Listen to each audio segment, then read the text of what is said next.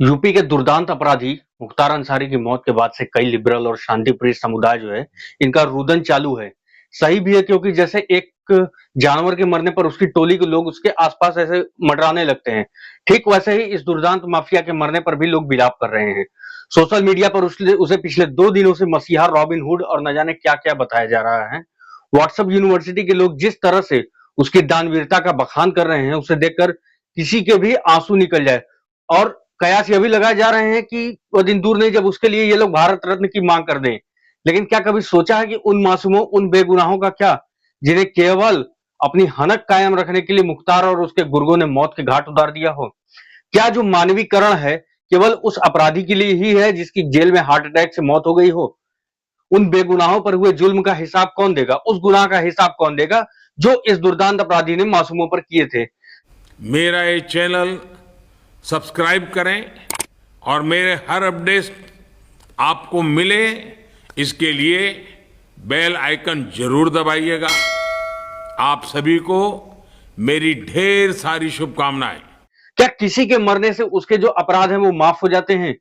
मुस्लिम समुदाय के कुछ लोग, इंडिया अलायंस के नेता जिस तरह से अपराधी को मसीहा साबित करने में लगे हुए हैं, इससे जो इनकी नीयत है वो साफ तौर पर स्पष्ट हो रही है। बेगुनाहों अथवा पीड़ित परिवारों के लिए तो इनके प्रति जरा सी भी सहानुभूति नहीं है। पंजाब की जेल में रहकर मुख्तार अंसारी कई सालों तक अपनी जो है वो सरकार चलाता रहा। उसे वहां के सरकारी खर्चे पर वह सारी सुविधाएं दी जाती थी जो परिवार में एक दामाद को दी जाती हैं। वहां जो उसका खातिर भाव है वह एक मेहमान की तरह होता था। 90 के दशक में, 90 का दशक जो था वो माफियाओं के आतंक का दशक था। उस समय माफियाओं ने जिस तरह से अपना आतंक का राज कायम किया था उसके बारे में अब के दशक के जो युवा वर्ग हैं इसे अतिशयोक्ति ही मानेंगे। लेकिन वही जिन्होंने अपनी इन चीजों को अपनी आंखों से देखा है वो इसे याद करके ही भयभीत हो जाते हैं कि कभी ऐसा भी होता होगा कि जब दिन दहाड़े किसी की हत्या कर दी जाती होगी, खासकर यूपी और बिहार में।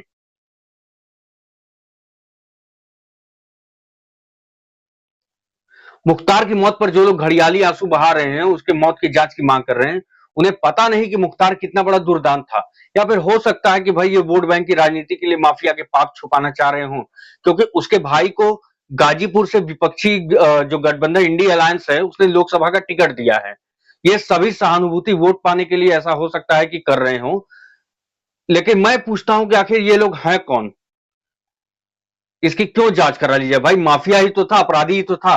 बीजेपी नेता कृष्णानंद राय की जिस प्रकार से हत्या उसने अपने गुर्गों से कराई, पहले उसकी उनकी चोटी काटकर अपनी मुट्ठी में कैद किया, फिर उनसे कहा कि देख लो यही है तुम्हारा जय श्री राम मेरी मुट्ठी में।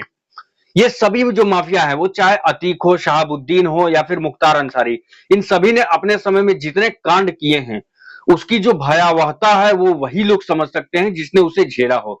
जिसे अगर अब भी विश्वास ना हो तो वह इस माफिया के बारे में गूगल पर सर्च करे, उसे ढेरों ऐसे अपराध दिख जाएंगे जिसके गुनाहों की सजा अभी इस माफिया को मिलनी ही बाकी थी।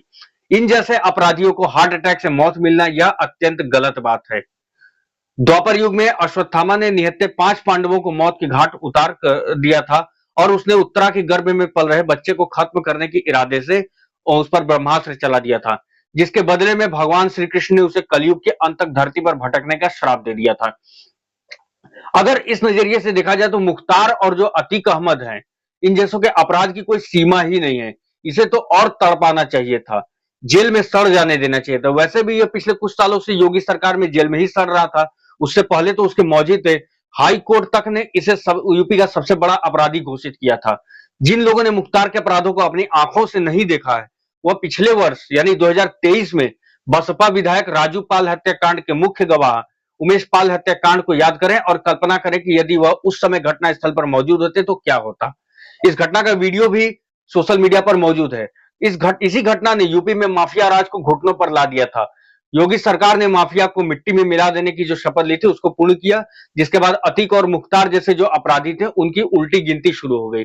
घटना के मुख्य आरोपी अतीक अहमद की सल्तनत अब समाप्त हो चुकी है। उसकी पत्नी हालांकि अब भी फरार है।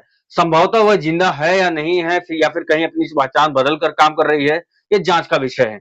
अतीक और मुख्तार जैसे जो माफिया हैं उनको संरक्षण देने वाले वह नेता जो आज उन्हें सत्ता पक्ष से जुड़े हुए हैं वो मौन धारण के हुए। अभी हालांकि खबर आई थी कि वो उसे मसीहा बता रहे हैं। सोशल मीडिया पर मुख्तार को मसीहा बताने वालों की भी बाढ़ सी आई हुई है। उनका कहना यह है कि सत्ता पक्ष में माफिया हैं, उनके बारे में बताया। हालांकि उनकी बात कुछ हद तक उनकी भी सही है, लेकिन उन्होंने किसी का गला नहीं रेता था या किसी निर्दोष की सरेआम हत्या नहीं की थी। मुख्तार पर तो कई दर्जन केस लदे थे, कई मामलों में तो उसे सजा भी हो चुकी थी। वहीं 90 के दशक में उसने अपने गुर्गों संग मिलकर कई ऐसे भी अपराध किए जिसमें पीड़ित ने डर के मारे पुलिस से शिकायत तक ही नहीं की। वाराणसी के कोयला व्यापारी नंदकिशोर रुंगटा का आज तक पता नहीं चला कि अपहरण के बाद उनकी हत्या हुई या क्या हुआ, कुछ उनका पता ही नहीं चला। यहाँ तक कि उनके शव की भी किसी को जानकारी नहीं है। और तो और उनके परिवार को जान से मारने की धमकी देने के बावजूद परिवार ने डरते हुए इसकी शिकायत चोरी छुपे डीआईजी से की थी। दूसरी ओर मुख्तार की मौत को कुछ लोग मजहब से भी जोड़कर देख रहे हैं। उनका कहना है कि मुख्तार दूसरे मजहब का था, इसलिए उसे मौत दी गई। उनको बताना चाहूंगा कि अपराधी जो है वो अपराधी का कोई मजहब या कोई धर्म नहीं होता। जो भी लोग अपराधी में मजहब ढूंढते हैं उन्हें यह पता होना चाहिए कि इसी बीजेपी सरकार में ही विकास दुबे, मुन्ना बजरंगी और ऐसा ही कई अपराधियों का फैसला हुआ है। इसलिए जान लो, बूझ लो, समझ लो, अपराधी केवल अपराधी होते हैं, उनका कोई भी धर्म या मजहब नहीं होता। जो भी व्यक्ति इसे धर्म या मजहब से जोड़कर देख रहे हैं, उनकी जो मानवीकरण से ऊपर की जो मजहबी सोच है वह पूरी तरह से सामने आ रही है।